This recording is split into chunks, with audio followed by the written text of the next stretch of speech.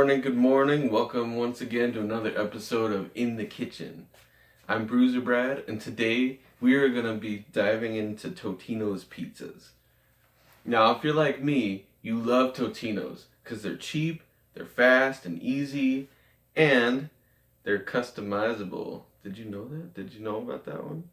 Yeah, that's right. Today we are going to learn how to soup up your Totino's pizza for just a little bit extra, not too bad, and still save a lot of money compared to other brands like DiGiorno or Red Baron or whoever. Alright, so pretty simple stuff here. You're going to need a pan. I'm using a toaster oven, so this is just the pan that came with the toaster oven. You're going to want to line it with parchment paper. You got your Totino's pizza. I like Supreme because it's already got a lot of toppings on it, but you can also get your own toppings like pepperoni, sausage, little bacon bits. You can slap those on there as well. And you can use whatever cheese you'd like, but I like cheddar because everything's better with cheddar, am I right? And then of course my favorite seasoning is oregano, but you can also use Italian style herb. So it's up to you. Oregano's just an all-around good pizza seasoning, but anything that actually says pizza seasoning or Italian seasoning is going to work just fine for what we're doing. So first things first, you're going to want to turn your toaster oven on to about 400 degrees on the bake, or if there's a pizza setting that works as well.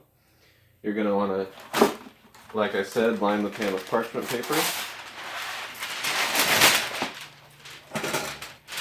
Make sure that if you have too big of a slice, too big of a sheet of parchment paper, that you fold it over and allow it to match the size of the pan.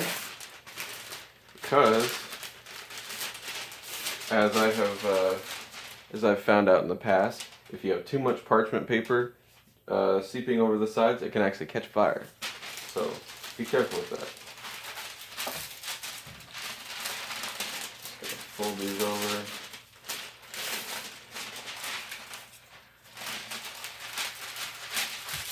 And of course you can also use tin foil with some cooking spray, but I prefer parchment paper because one, you don't need cooking spray, so you actually save a little bit of extra fat that you don't really need, and it just makes it nice and crispy. It's easier to deal with. You don't have to, scrape it off. It'll slide right off that parchment paper. So then you open up pizza, obviously.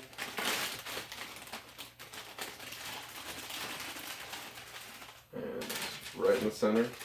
And it's another reason I love the toaster oven. The pans are always the perfect size for Totino's pizzas. They're nice and rectangular.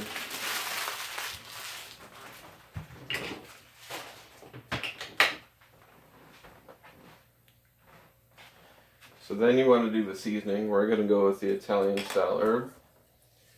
Just give it a quick once over across the whole pizza. You got your cheese. You want to be generous, but not too generous. You don't want to be sparing, of course, because you want a lot of extra cheese, because it's, it's a little bare bones right out of the package. But if you put too much cheese on, it's just going to boil over and just get all over the pan, and it's not going to stick to the pizza. So just take how you would any other pizza. If you're making a pizza from scratch, you're going to kind of just make sure it's spread across there evenly, filling in the gaps, especially the gaps where there's not any or enough cheese on the actual pizza itself. Make sure not to get too close to the edge because the cheese will, spread out towards the crust.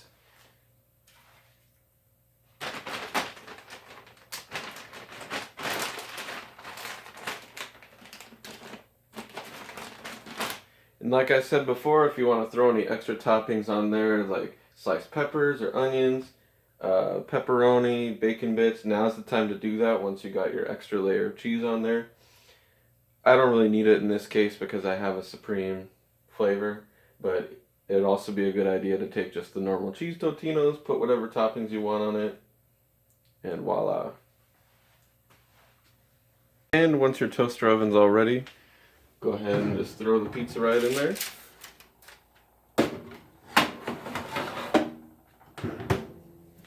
And we'll wait about 10 to 15 minutes depending on the power of your toaster oven. Alright, so it's been about 13 minutes, 14 minutes around there. So you want to check on the pizza. If the crust, the edges are nice and crispy, the cheese is fully melted, that means you're good to go. So we'll go ahead and turn it off.